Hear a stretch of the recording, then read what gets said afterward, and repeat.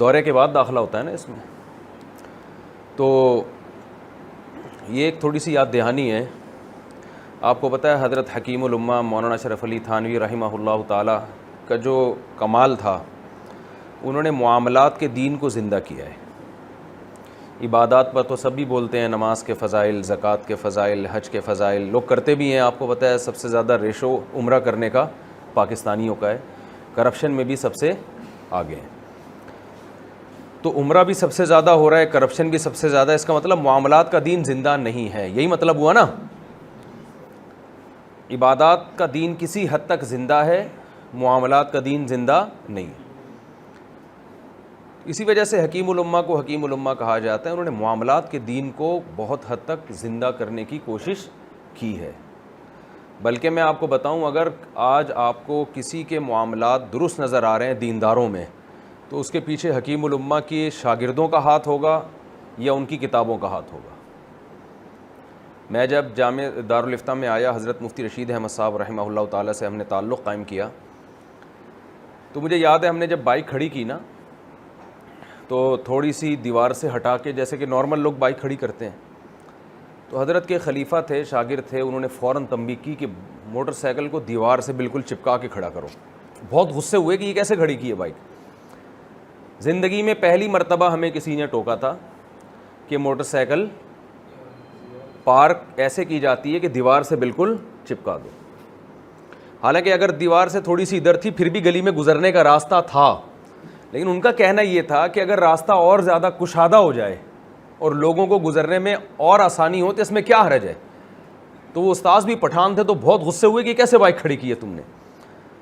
تو پہلی دفعہ میں حیران ہوا کہ یار اس طرح بھی ہوتا ہے, یعنی ایسے بھی علماء ہیں جو اتنی سی باتوں پہ, جو ہماری نظر میں اتنی سی تھی لیکن ان کی نظر میں بہت بڑی تھی. ہمارے حضرت کا اصول یہ تھا کہ کسی سے کوئی چیز منگوانی ہوتی نا تو پیسے پہلے دیتے تھے, پھر کہتے تھے لے کر آؤ. ورنہ عام طور پر ہوتا ہے ابے بھائی یہ لے آ, 2 روٹیاں وہاں سے لے آ, 4 روٹیاں وہاں سے لے آ, ایک چائے لے آ, فلانا لے آ.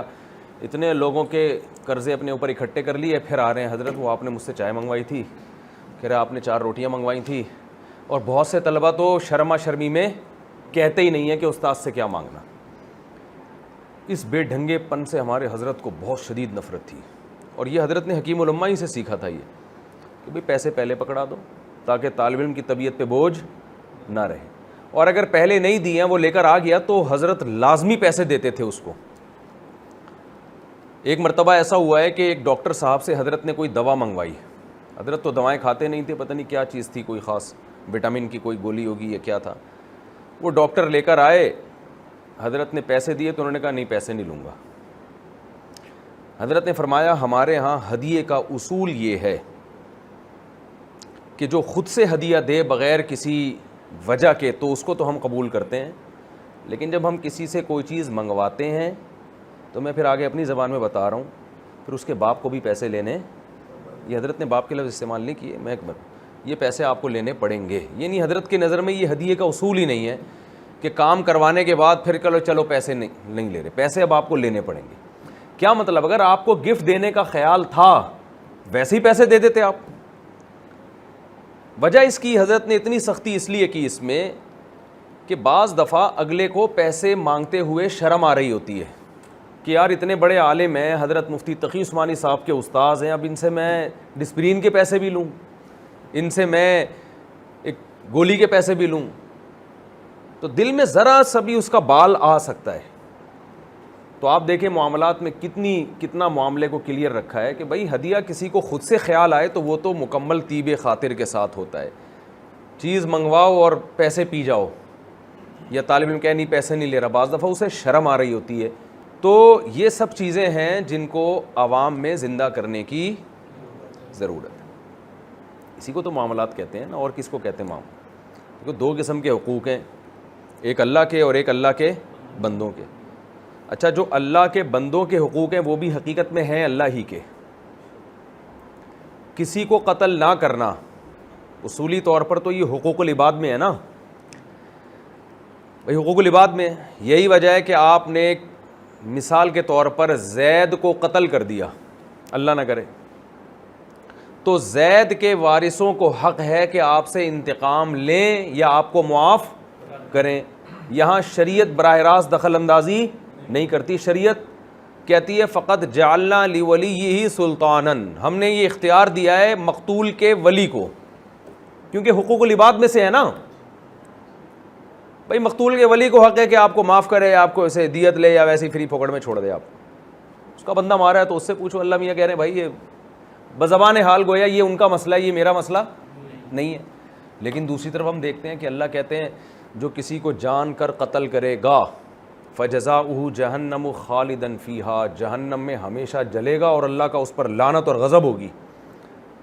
ارے بھائی جب یہ زید کے وارثوں کا مسئلہ ہے تو پھر جہنم کی وعیدیں کس بات کی؟ نہیں آ رہی سمجھ میں میرا خیال ہے. جب یہ مسئلہ یہ ہیڈک زید کے وارثوں کا ہیڈک ہے تو پھر اللہ بس تو نے اختیار دے دیا وہ قصاص لیں نہ لیں، دیت لے کے چھوڑ دیں نہیں جائیں، وہ ان کا مسئلہ ہے. اب اللہ میاں پھر یہ جہنم کی وعیدیں کیوں آ رہی ہیں؟ تو اس آیت سے پتہ چلتا ہے کہ دنیاوی لحاظ سے یہ ان کا مسئلہ ہے. دنیاوی احکام جاری ہونے میں تو زید کے اولیاء آپ کو چھوڑ دیں دیت لے کے، جہاں تک میرا تعلق ہے تو میں آخرت میں سزا دوں گا، اور وہ مجھ سے معافی مانگے بغیر وہ سزا نہیں ٹلے گی آخرت کی.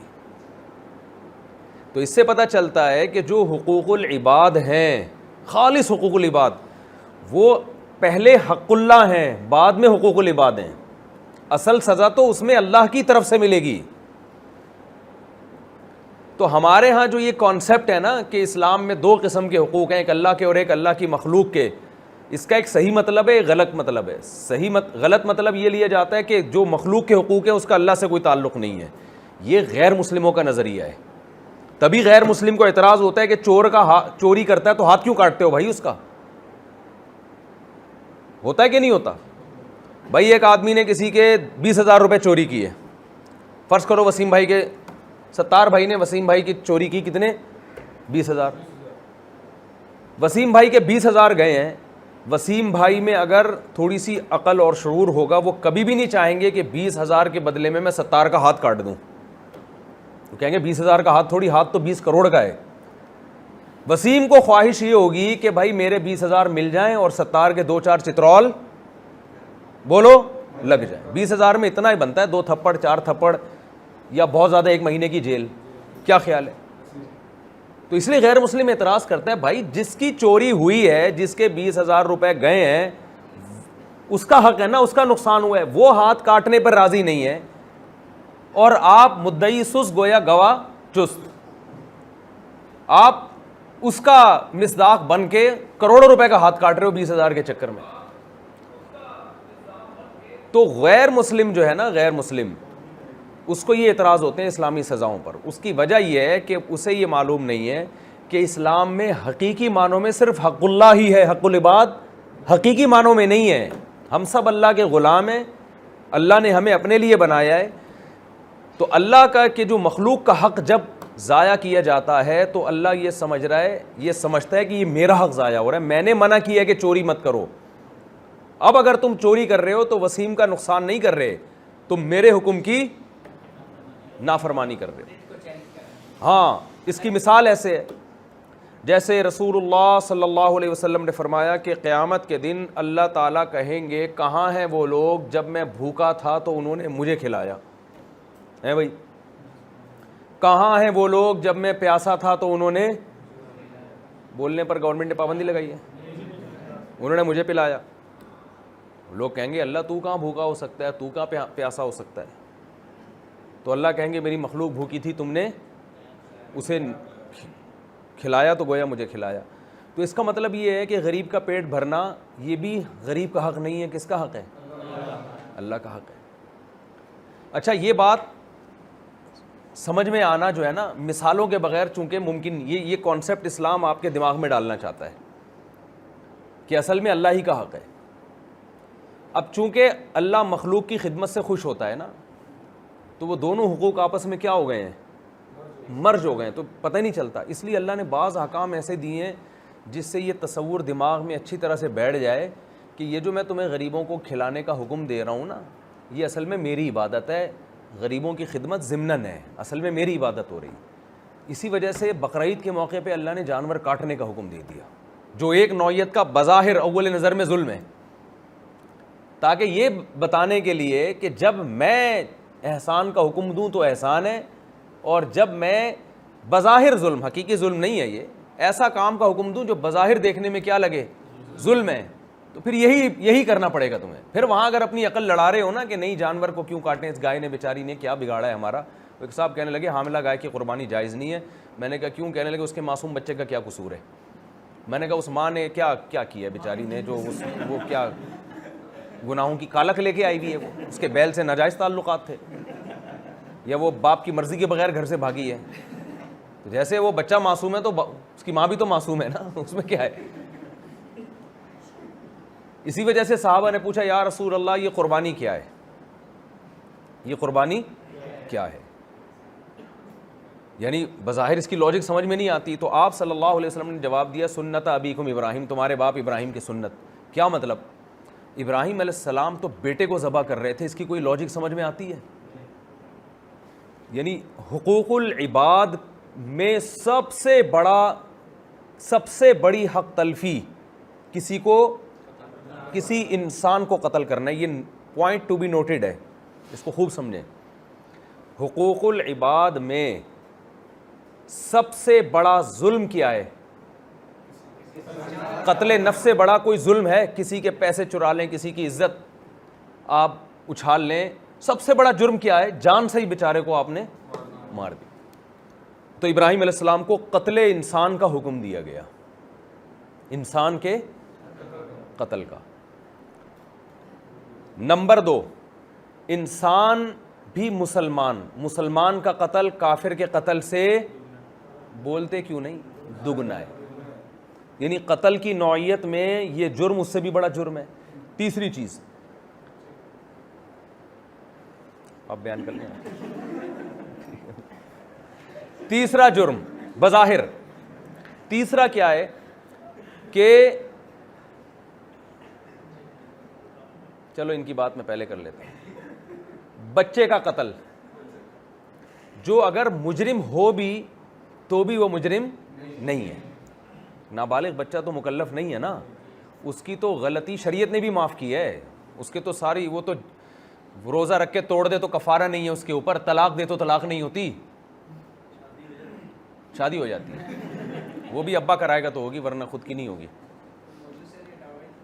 تو یہ یعنی یہ بچے کا قتل اس سے بھی بڑا جرم۔ اور چوتھی بات قطع رحمی، اپنی اولاد کا قتل، یعنی رشتہ دار کو قتل کرنا یہ اور بڑا جرم، اور رشتہ داروں میں اولاد اور باپ کا، اور ماں اور باپ یعنی والدین اور اولاد کا جتنا گہرا رشتہ ہے، صلہ رحمی سب سے زیادہ والدین اور اولاد کو ایک دوسرے کے بارے میں ہے۔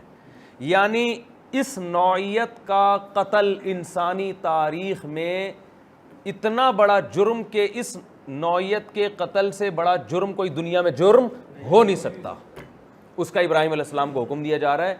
اور یہ نوعیت کا جو سب سے بڑا جرم تھا، ابراہیم علیہ السلام کی سب سے بڑی عبادت سمجھا گیا ہے اس کو۔ یہ آپ سمجھیں گے میں موضوع سے ہٹا ہوا ہوں، اصل میں آپ کو جو فلسفہ ہے نا وہ سمجھانا چاہ رہا ہوں، یہ پھر میں آپ کو بتاؤں گا معاملہ ہو کیا رہا ہے آج کل مارکیٹ میں، یعنی غلط فہمی ہمارے ہاں کہاں سے آئی ہے۔ معاملات میں جو ہم اتنے ڈھیلے ہیں نا کہ جہاں چاہے بائکیں کھڑی کر دو، جہاں چاہے کسی کو بھی پیسے لے کے پی جاؤ، بہنوں کی وراثت نہ دو اور یتیموں کا مال کھا جاؤ، قرضہ لے کے پی جاؤ، تو یہ سب ہمارے ہاں یہ مسئلہ ہو کیا رہا ہے، یہاں سے یہ غلط فہمی ہو رہی ہے ہمیں۔ اب دیکھو دنیا میں حقوق العباد کے معاملے میں جو سب سے بڑا ظلم تھا وہ اللہ کے آرڈر کی وجہ سے سب سے بڑی عبادت، یعنی جب کسی کی آزمائش اور قربانی اور اللہ سے محبت کی مثال بیان کی جاتی ہے تو ابراہیم علیہ السلام کی قربانی ٹاپ لسٹ پہ ہوتی ہے۔ اسی وجہ سے اتخذ اللہ ابراہیم خلیلا، صدیقہ نہیں خلیل۔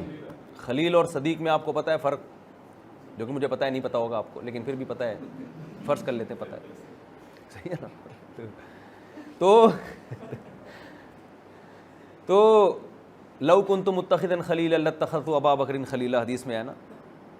تو اتنی بڑی عبادت بن گئی۔ وہ الگ بات ہے اللہ کی رحمت نے اس کا تقاضا کیا کہ بچے کو ذبح میں ہونے نہیں دوں گا. اللہ کی رحمت نے تقاضا کیا, لیکن اس نے یہ بتا دیا کہ اسلام اصل میں نام حقوق العباد کا نہیں ہے. کس کا ہے؟ حقوق اللہ. صرف اللہ ہی کا حق ہے اس میں. اسلام نے جب یہ کہا ہے نا کہ حقوق العباد بھی اللہ کا حق ہے, تو حقوق العباد کی ویلیو کو کئی گنا بڑھا دیا ہے. سمجھ میں آ رہی ہے بات؟ حقوق العباد کی ویلیو کو کئی گنا بڑھا دیا. کل میں نے درخت پہ رپورٹ پیش کی, درخت کے بارے میں ایک, وہ مجھے انہوں نے پاک ایڈ ویلفیئر ٹرسٹ والوں نے کہا کہ درخت کے بارے میں آپ کچھ بیان کریں. میں نے کہا آپ دیکھو, یہ جو انگریز ہیں نا, یہ لوگ درخت بہت زیادہ لگاتے ہیں. میں آسٹریلیا گیا تو وہاں درخت کاٹنا ایسا بڑا جرم ہے جیسے گویا کہ قتل کرنا. آپ کے گھر کے باہر اگر درخت ہے نا, اس کو کاٹنے کے لیے اتنی پرمیشن ہے اور پتہ نہیں کیا کیا, اس کے بعد جا کے یعنی آپ کو یہ ثابت کرنا پڑے گا کہ اس پہ چڑیلیں آئیں گی, آسیب ہے, جو کہ قیامت تک آپ ثابت نہیں کر سکتے. صحیح ہے نا؟ بہت بڑا جرم ہے. اب آپ دیکھو, غیر مسلم درخت لگانے پہ بہت زیادہ حریص ہیں, اتنے درخت لگاتے ہیں, درخت کاٹنے نہیں دیتے. اور ان کے ملک میں جنگلات 25% جو ایک ریشو ہے کہ کسی بھی آباد ملک میں رقبے میں 25% کیا ہونا چاہیے؟ جنگلات. بعض ملکوں میں 30% ہیں. بہت زیادہ کیئر کرتے ہیں. وجہ کیا ہے؟ وہ اس کو حقوق العباد سمجھتے ہیں کہ ہم سب انسان ہیں اور درخت کٹے گا تو ہم سب کو, بولو نا, نقصان. تو ایک آدمی اگر اس کے گھر کے باہر درخت ہے, وہ اپنا انفرادی مفاد نہیں دیکھتا, وہ اپنا قوم کا اجتماعی مفاد دیکھتا ہے کہ یار کوئی بات نہیں, برداشت کر لو, تھوڑے سے پتے آ رہے ہیں نا اس طرف کو, کبھی کبھار وہ پتے گر جاتے ہیں, صفائی کرنی پڑتی ہے. وہ اجتماعی مفاد دیکھ رہا ہے. اسلام میں درخت لگانا کس کا حق ہے؟ بولو, اللہ کا حق. رسول اللہ صلی اللہ علیہ وسلم نے فرمایا جس نے درخت لگایا, میں پہلے سمجھتا تھا یہ صحیح مسلم کی حدیث ہے, بعد میں دیکھا تو بخاری میں بھی ہے, متفق علیہ صحیح حدیث, کہ جس نے درخت لگایا, جب تک پرندے اس درخت سے, جانور اس درخت سے, انسان اس درخت سے فائدہ اٹھائیں گے, اس کو قبر میں ثواب ملتا رہے. تو یار مسلمان کو تو اس پہ اتنا حریص ہونا چاہیے. انگریز کو تو 2 منٹ کی آکسیجن مل رہی ہے اس سے, ہے بھائی, وہ لگا رہا ہے. اور مسلمان کو پتہ ہے اس سے بہترین صدقہ جاریہ نہیں ہو سکتا میرے لیے کوئی, لیکن پھر بھی وہ اگر لگا دے گا نا ابا کے سالے صاحب کے لیے ایک پودا, اس کے بعد دوبارہ مڑ کے, جیسے ابا کی قبر پہ کبھی نہیں گیا ایک دفعہ کے بعد, دوبارہ اس پودے پہ بھی کبھی نہیں گیا. بکریاں کھاتی رہیں, وہ کچھ بھی ہوتا رہے. وجہ کیا ہے کہ ہم اس پودا لگانے کو حقوق العباد سمجھتے ہیں کہ یار فائدہ ہو جائے گا تھوڑا سا, تو فائدہ ہو کے کیا کرنا ہے ہم نے؟ صحیح ہے نا, ہمارا یہ تصور ہے کہ فائدہ ہو گیا تو تھوڑی سی آکسیجن کا لیول بڑھ جائے گا تو کیا ہو گیا.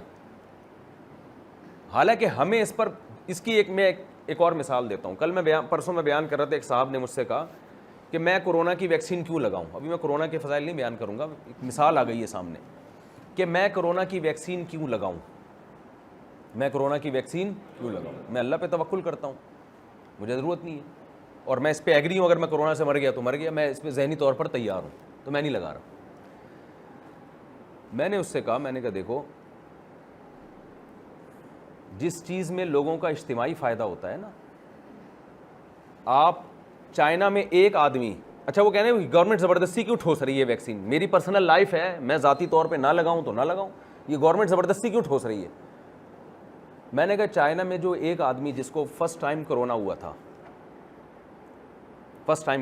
اگر اس وقت ویکسین دریافت ہو جاتی اور وہ یہ کہتا, گورنمنٹ اس کو پکڑ کے زبردستی لگاتی کہ نہیں لگاتی, یا علاج اگر اس وقت دریافت ہو چکا ہوتا, ویکسین تو نہیں لیکن کرونا ہونے کے بعد تو اس کا علاج ابھی تک دریافت نہیں ہوا نا, لیکن فرض کرو ہو چکا ہوتا اور اس کا علاج ہوتا ہے ایک ٹیکہ, تو وہ جو ایک کمبخت تو نہیں کہنا چاہیے, اس بیچارے کو تو خود سے نہیں ہوا, اللہ کی طرف سے ہو گیا, تو اس کو اگر گورنمنٹ یہ کہتی کہ ہم آپ کو ٹیکہ ٹھوکیں گے تاکہ آپ ٹھیک ہو جائیں اور یہ وائرس ختم ہو جائے, وہ کہتا میں کیوں لگاؤں, میں مرنا چاہتا ہوں, تو آپ اس کو مرنے دیتے؟ ہم کہتے بھائی تو مرے گا, لیکن یہ وائرس اس وقت تک 25-30 لوگوں تک پہنچ چکا ہوگا. ایک آدمی دنیا میں اگر کرونا کا باقی رہ گیا نا, تو اس سے یہ دوبارہ پوری دنیا میں اسی طرح پھیلے گی جیسے چائنا کے ایک آدمی سے پھیل گئی. تو میں نے کہا اس میں گورنمنٹ جو ٹیکے زبردستی ٹھوس رہی ہے نا, یہ آپ کے نالائق ہونے کی دلیل ہے کہ اتنی سینس والی بات آپ کی سمجھ میں نہیں آ رہی. آپ کو تو خود زبردستی لگانا چاہیے اپنے نہیں, یعنی دوسروں کے لیے.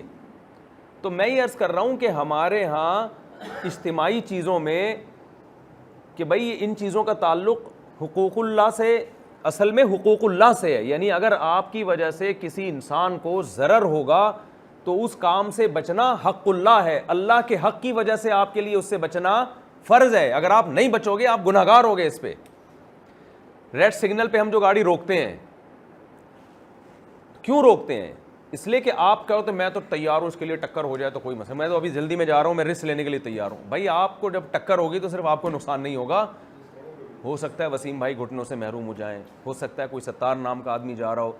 وہ ایک ٹرین کے ٹریک پہ لکھا ہوا تھا, لوگ مانا گاؤں کے لوگ وہ ٹرین کے ٹریک پہ بیٹھ کے قضائے حاجت کرتے تھے, عادت تھی. گورنمنٹ سمجھا کے تھک گئی, مان نہیں رہے تھے لوگ. تو ایک دن کسی نے بورڈ لگا دیا کہ آپ روزانہ اس پٹری پہ بیٹھ کے ہاتھ سے تشریف دھوتے ہیں, ایسا نہ ہو کسی دن تشریف سے ہاتھ دھونے پڑ جائیں. اچانک ٹرین آئے گی, کسی دن آپ کو تشریف سے ہاتھ دھونا. تو تشریف پہ ویکسین لگوا لی جائے اس سے پہلے کہ تشریف سے ہاتھ, بہت سے لوگ تشریف سے ہاتھ دھو بیٹھیں گے. تو اجتماعی چیزوں میں کہ میری وجہ سے دوسرے کو ضرر نہ ہو. میں نے جب ویکسین لگائی تو مجھے بھی یہ خطرہ تھا کہ یار کیونکہ پروپیگنڈا بہت زیادہ ہو رہا ہے, لیکن بھائی ڈاکٹروں سے پوچھا, ڈاکٹر کہہ رہے ہیں بھائی آپ دوسروں کی خاطر لگواؤ کہ یہ پھیلے نہیں بیماری.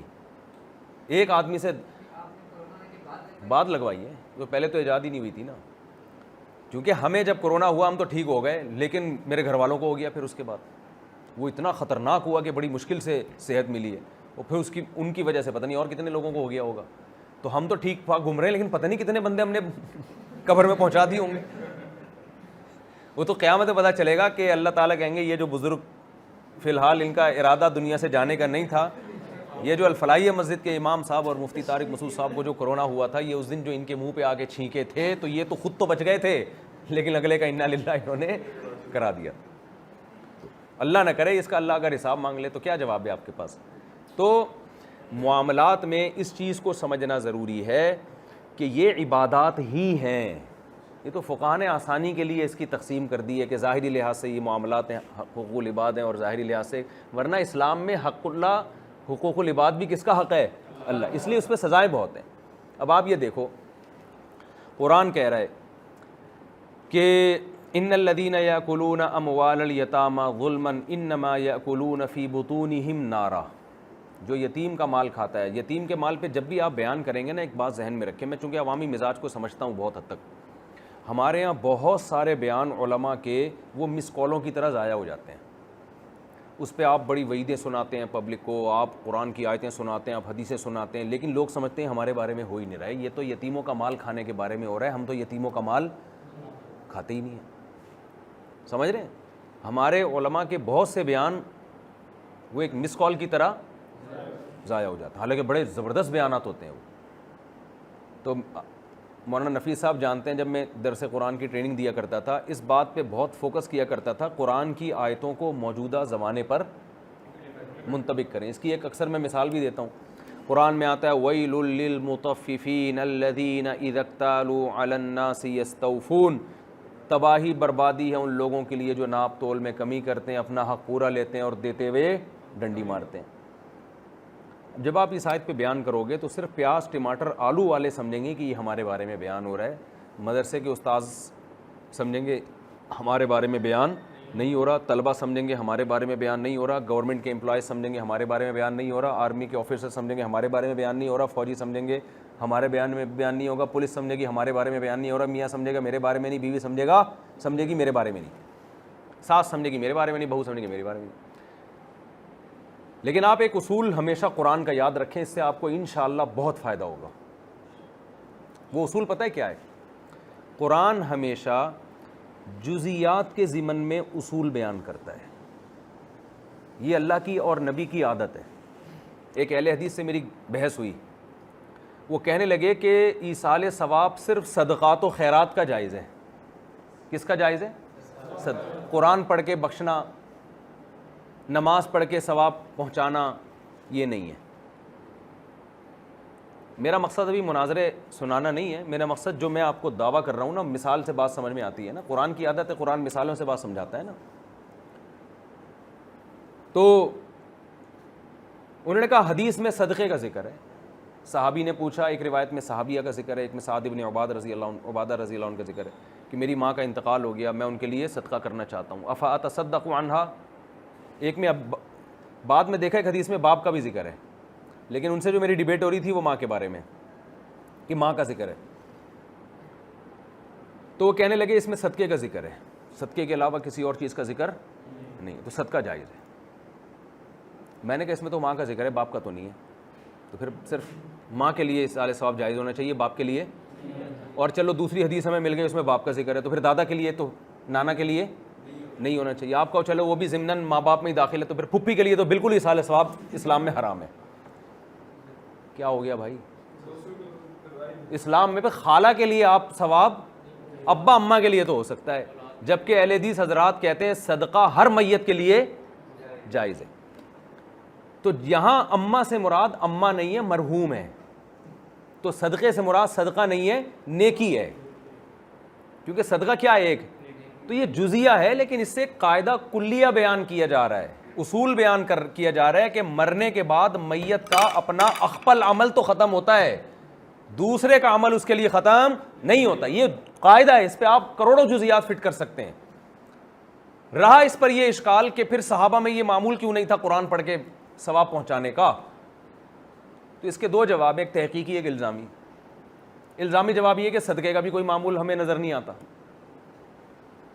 بھائی نبی کے دور میں تو ہمیں ملتا ہے، نبی کے دنیا سے جانے کے بعد میرے علم میں تو کوئی حدیث نہیں ہے ابو بکر رضی اللہ عنہ کے انتقال کے بعد حضرت عمر نے ان کے لیے صدقہ کیا ہو. یہ الزامی جواب ہے. تحقیقی اس کا یہ ہے کہ ایصال ثواب کا تعلق دل کی نیت سے ہے. نیت ایک ایسی چیز ہے جو بیان نہیں کی جاتی. صحابہ کا وہ عمل تو بیان کیا گیا ہے جو عملی طور پہ نظر آ رہا ہے. جیسے نبی صلی اللہ علیہ وسلم نے کسی کی قبر پہ شاخ رکھی اور آپ نے فرمایا جب تک یہ خشک نہیں ہو جاتی ان کو عذاب قبر میں تخفیف ہوگی. ہم کہتے ہیں یہ عمل سنت نہیں ہے کیونکہ صحابہ سے منقول نہیں ہے. تو وہاں یہ اشکال ہوتا ہے بھائی ادھر ایصال ثواب بھی تو منقول نہیں ہے. شاخ رکھنا ایک ایسا عمل ہے جو نظر آ رہا ہے، نقل ہوتا، جبکہ ایصال ثواب کا تعلق کس سے ہے؟ صحابی کا صدقہ تو نظر آئے گا، ان کی نیت کیا ہے؟ کوئی بورڈ تھوڑی لگانا ہے اس میں کہ یہ جیسے مسجدوں میں لکھا ہوتا ہے، مسجد میں جا کے تو آپ دیکھیں نا، پنکھا ماموں کے لیے، یہ میرے چاچا کے لیے، یہ والا پنکھا میری ممانی کے لیے، یہ میرے مرحوم دادا کے لیے، لوگوں نے لکھا ہوتا ہے نا امام صاحب نے، یہ کھڑکی ان کے لیے. وہ لوگ سمجھتے ہیں فرشتوں کنفیوز ہو جائے گا، وہ اس کو سیدھے سے بتا دو، ایسا نہ ہو اس کھڑکی کا ثواب ممانی کو پہنچا دیں، ممانی والا خالہ کو پہنچا دیں، اور یہ اے سی کا ثواب جو ہے وہ پڑوسیوں کی قبر میں چلا جائے. تو وہ پورا لکھا ہوا ہوتا ہے. تو اس تکلف کی ضرورت، دل میں نیت کافی ہے نا. تو صحابہ سمجھتے تھے، تو اس لیے نقل نہیں ہے. تو اس کی ایک اور مثال قرآن کہتا ہے وَلَا تَقُلْ لَهُمَا اُفٍّ، ماں باپ کو اف مت کرو، ماں باپ کو اف مت کرو. تو اصل میں یہ اصول بیان کیے جا رہے ہیں تکلیف نہ دو. اف ایک جزیہ ہے، اس میں بلاغت ہے. سوال پیدا ہوتا ہے جب کلیہ ہی بیان کر دیا جاتا ہے نا، تاکہ ہمیں اس ڈیٹیل کی ضرورت نہ ہوتی، اس فقہ کے اصول بیان کرنے کی ضرورت نہ ہوتی. بھائی اس لیے بیان کیا وہ کہ اف میں تکلیف انتہائی کم ہوتی ہے. تو کلیہ یہ ہے کہ اتنی سی تکلیف دینے کی بھی اجازت نہیں ہے جتنی اف کا کلمہ کہنے میں ہوتی ہے. تو اس سے بڑی تکلیف تو بطریق اولا ناجائز ہے. تو اصل میں اصول بیان کیا جا رہا ہے جزیات کے ضمن میں. تو ایک تو اس لیے جزیات کے ضمن میں اصول بیان کیا جاتا ہے کہ اس میں کوئی بلاغت کا نقطہ ہوتا ہے. ایک اس لیے بھی کہ اس قرآن کے اولین مخاطب امی لوگ ہیں. امی لوگوں کو جو پڑھانے کا سکھانے کا طریقہ ہوتا ہے وہ مثالوں سے ہوتا ہے، وہ اصول فقہ کے طریقوں سے نہیں ہوتا. اب آپ اصول فقہ حسامی کی کتاب لے کے ایک دیہاتیوں میں بیٹھ جائیں اور ان کو پڑھائیں، وہ کہیں گے یہ کیا ہے بھائی، یہ والا اسلام ہماری کھوپڑی میں نہیں آ رہا. ٹھیک ہے نا. تو جب بھی آپ اپنی بات سمجھاتے ہیں کوئی اصول، تو سادہ طریقہ اس کا جو نیچرل طریقہ ہے وہ یہ ہے کہ آپ اصول ہمیشہ جزیات سے سمجھائیں گے. یہ نہ کرو، یہ نہ کرو، اس سے وہ عقل مند خود ہی سمجھ جائے گا کہ یہ نہ کرو کا مطلب کیا ہے. جیسے بتا دیا کہ ماں کے لیے ایصال ثواب کر سکتے ہو، تو مطلب مرحوم کے لیے کر سکتے ہو. سمجھتا نہیں ہے نا بات. اچھا, تو میں یہ عرض کر رہا تھا کہ مسلمان کو تو درخت لگانے پر دوسروں سے زیادہ حریص ہونا چاہیے, لیکن آپ دیکھو مسلمان اس میں سب سے پیچھے. اس میں اصل وجہ تو ہمارے حکمران ہیں.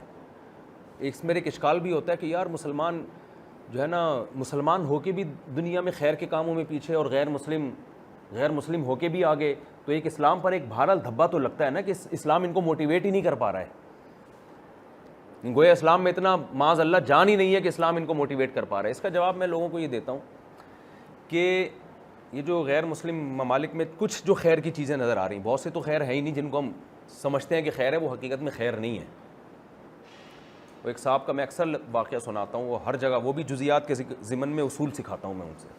ایک آدمی نے کینیڈا سے مجھے فون کیا کہ میرا ابا جو ہے نا پاکستان میں بیمار ہے, میں ان کو کینیڈا علاج کے لیے بلا رہا ہوں کیونکہ یہاں بوڑھوں کی بڑی کیئر ہوتی ہے اور پاکستان کے ہسپتالوں میں بوڑھوں کی کیئر نہیں ہوتی. غیر مسلم ہو کے بوڑھوں کے ساتھ بہت اچھے ہیں اور ہمارے یہاں ہسپتالوں میں بوڑھوں کے ساتھ بہت بدسلوکی ہوتی ہے.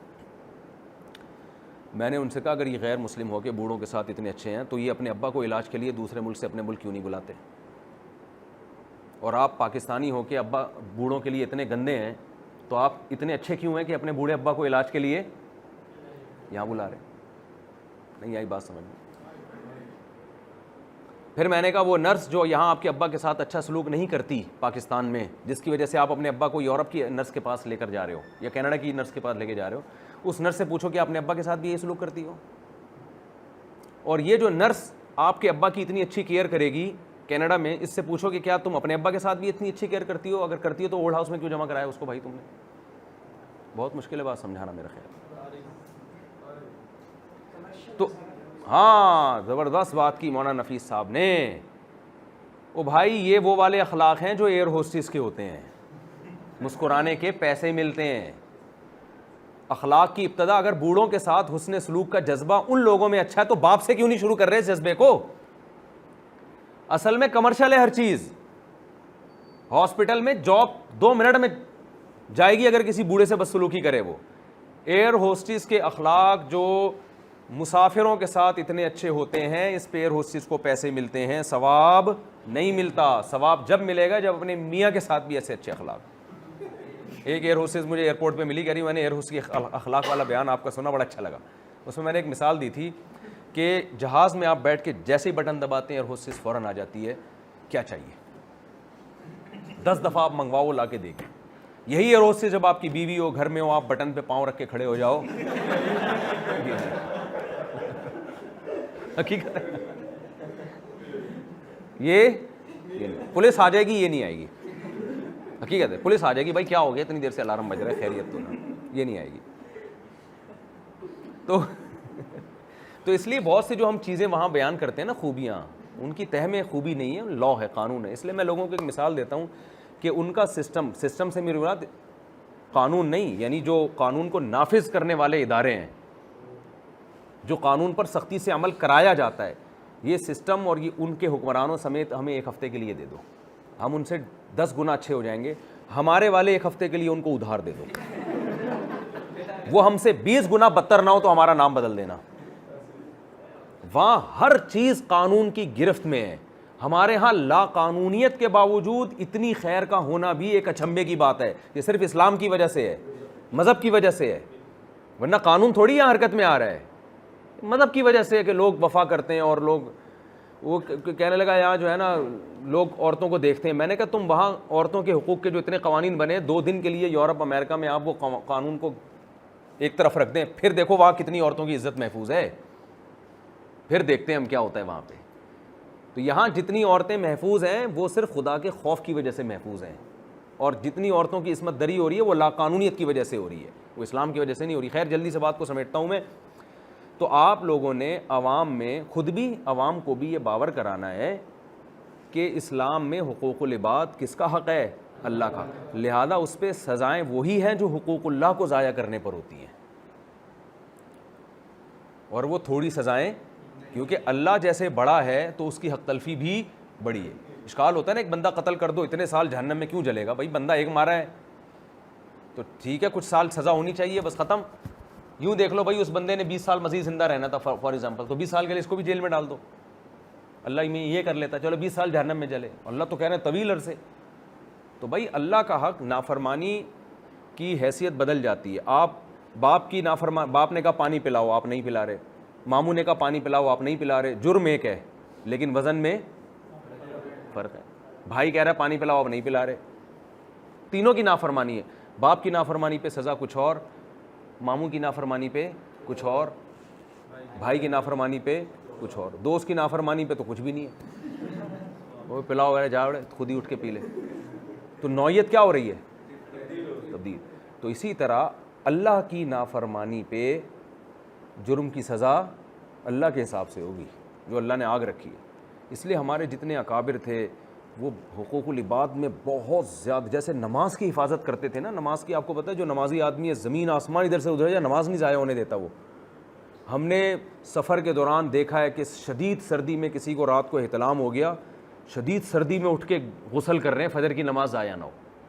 ہم جب سفر میں, تو پہلے تو سفر میں اتنا زیادہ ہوٹل نہیں تھے, ہمیں بچپن کا یاد ہے, ہم نئے نئے بالغ ہوئے تھے تو ہمارے ساتھ بھی ایسا ہوا, بھائی سفر میں سوئے ہیں, آنکھ لگ گئی, اب غسل کی جگہ نہیں ہے, لیکن بھائی علماء سے سنا ہوا تھا نماز ضائع نہیں ہو سکتی. کتنی ٹینشن میں آدمی غسل کرے گا, جگہ نہیں ہے اور پھر بھی کرنا ہے غسل, نماز پڑھنی ہے. تو نماز کے بارے میں تو کسی حد تک ہم اس کے قائل ہیں, حقوق العباد کے بارے میں ہم اس کے قائل نہیں ہیں.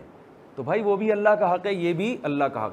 تو اللہ یتیم کے بارے میں کہتا ہے جو یتیم کا مال کھاتا ہے وہ آگ کے انگارے کھا رہا ہے. وہ کیا کھا رہا ہے؟ یہ بہت شدید وعیدیں اس کے اوپر. تو میں جو بات کر رہا تھا نا, ایک آخری بات کر کے بس بیان کو ختم کرتا ہوں. معاملات میں آپ نے ایک چیز جو لوگوں کو سکھانی ہے, تو یہ جیسے میں آج بتا رہا تھا ویل للمطففین, یہی بھی اصل میں ایک جزیہ ہے. جزیہ تو یہ بیان کیا جا رہا ہے کہ ناپ تول میں کمی کرنے والے جو اپنا حق لیتے ہیں لیکن تول میں ڈنڈی مارتے ہیں, ان کے لیے وعیدیں ہیں. یہ ایک جزیہ ہے. اصل میں اس میں اصول کچھ اور بیان کیا جا رہا ہے کہ دنیا میں آپ کو ایسے لوگ نظر آئیں گے جو حق لینے میں تو بہت آگے, اور جس بیس پہ ان کو حق دیا جا رہا ہے اس حق دینے میں وہ ڈنڈی مارتے ہیں. اصل آیت کا مفہوم یہ ہے, اب ایک ٹیچر کو تنخواہ پوری مل رہی ہے, طلبہ کو پڑھانے میں خیانت کر رہا ہے, 100% اس آیت کا مصداق ہے وہ. یہ پولیس والوں پہ بھی صادق آتی ہے, آپ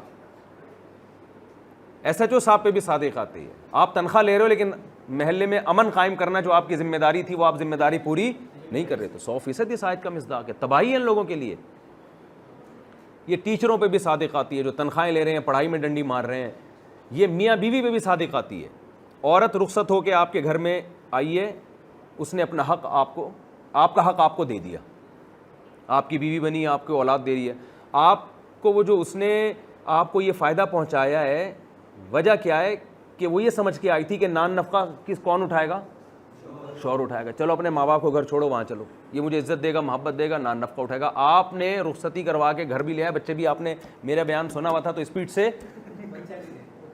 پیدا ہو گئے. صحیح ہے نا, فل اسپیڈ سے بچے بھی پیدا ہو گئے, وہ بچوں کو کھلا بھی رہی ہے, پلا بھی رہی ہے, لیکن آپ اس کے خرچ, آپ نے صرف وہ والا بیان سنا ہے جس میں بچے اسپیڈ سے پیدا کرنے کی ترغیب ہے.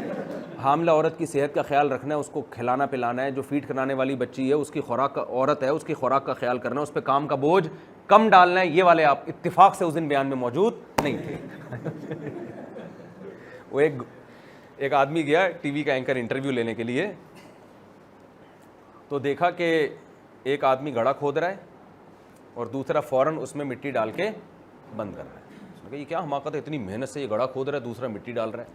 اس نے پوچھا یہ کیا ماجرا ہے؟ اس نے کہا بھائی دیکھو 3 آدمیوں کو گورنمنٹ نے پروجیکٹ دیا ہے, ایک گڑھا کھودے گا, دوسرا پودا لگائے گا, تیسرا پھر اس گڑھے کو بند کرے گا. تو پودا لگانے والا اتفاق سے چھٹی پہ گیا ہوا ہے, ہم لوگ اپنی ذمہ داری پوری کر رہے ہیں.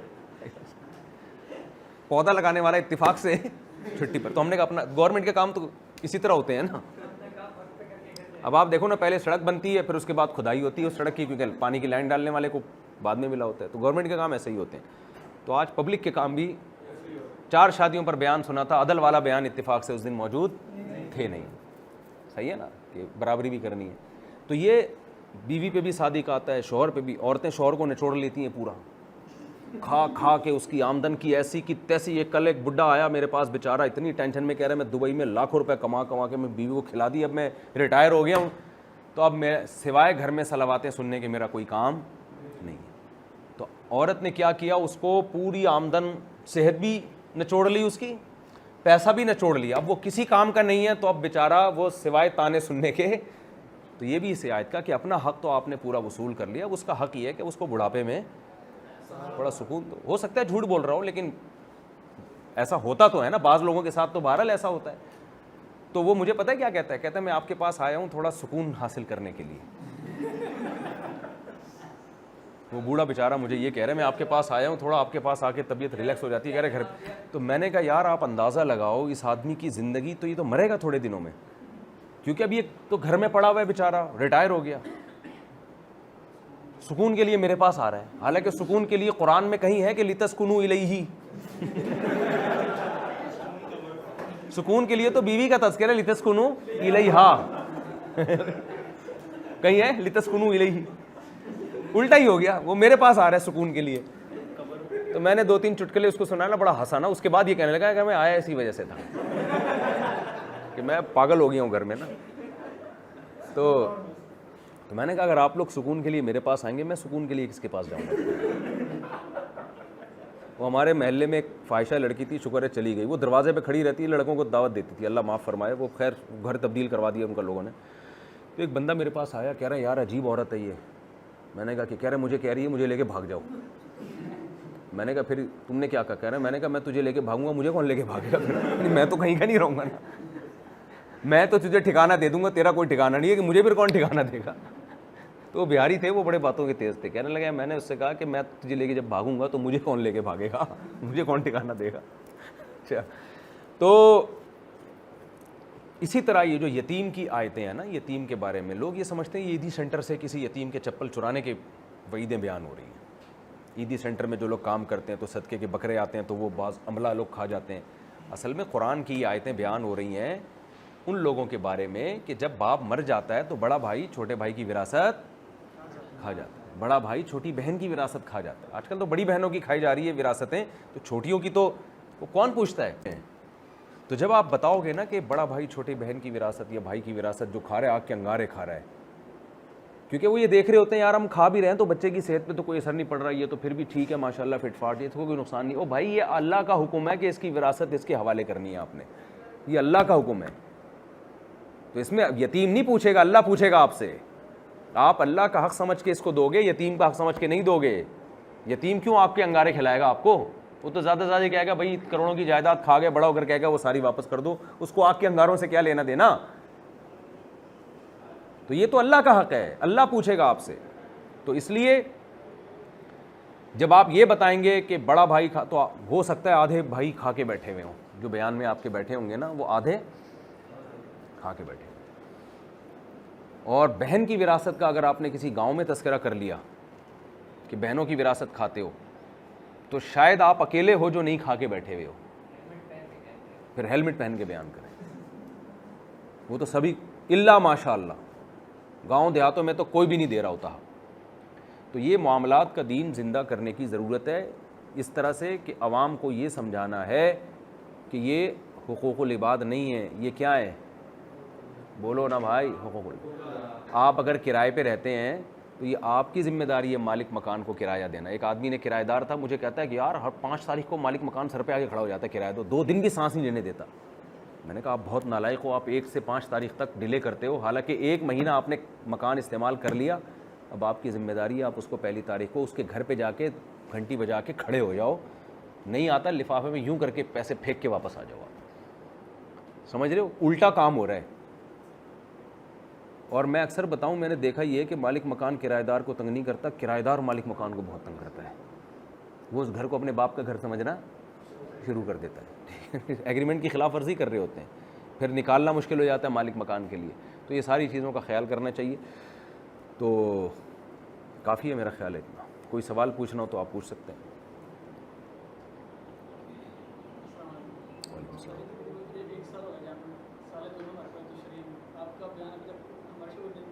کہاں نہیں ہوا, کلیت الشریعہ میں نہیں ہوا, تو مفتی عفنان صاحب دامت برکاتہم العالیہ, آپ کرایہ وقت پہ خود ہی نہیں دے رہے ہیں جا کے.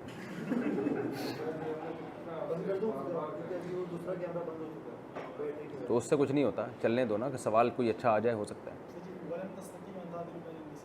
زیادہ تر لوگ اس وجہ سے دوسری شادی نہیں کرتے کہ ہم عادت نہیں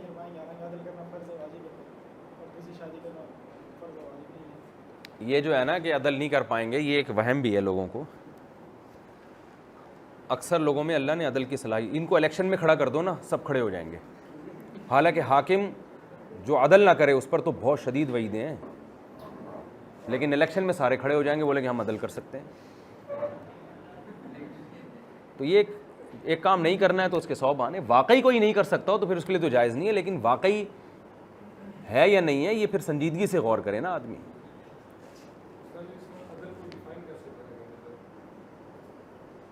عدل کو کیسے ڈیفائن کرتے ہیں؟ حاکم کا عدل جو ہے، عدل کا مطلب ہے ظلم نہ ہو کسی پر.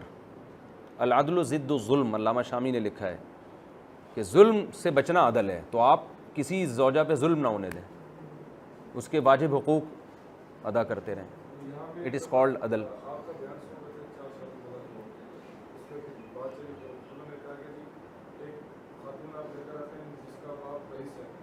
ہاں تو دیکھو، ایک عورت بہت کروڑ پتی خاندان سے آئی ہے، ایک بالکل غریب خاندان سے آئی ہے، تو جمہور علماء کے نزدیک تو ان میں بھی برابری ضروری ہے، لیکن حنفیہ کے نزدیک ان میں نان نفقے کے ٹائم میں تو برابری ضروری ہے، نان نفقے میں برابری ضروری نہیں ہے. وہ پھر یہی دلیل دیتے ہیں کہ عدل ظلم کی ضد ہے، اور ظلم کی ڈیفینیشن ہر ایک کے حق میں مختلف ہے. اب آپ عدل کر کے مالدار عورت کو دال کھلا رہے ہیں کہ بھئی میں غریب کو بھی دال کھلاتا ہوں تو اس کو بھی دال، تو دال کھلانا غریب کے لیے ظلم نہیں ہے، مالدار کے لیے کیا ہے؟ ظلم ہے. وہ پیزے برگر کی عادت عادی ہے، اس کے لیے ظلم ہے.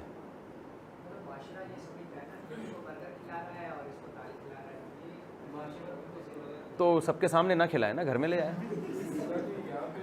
اور جب باہر لے کے نکلے تو پھر غریب کو بھی برگر کھلا دے. دیکھو یہ تو جائز ہے کہ غریب کو وہ اس سے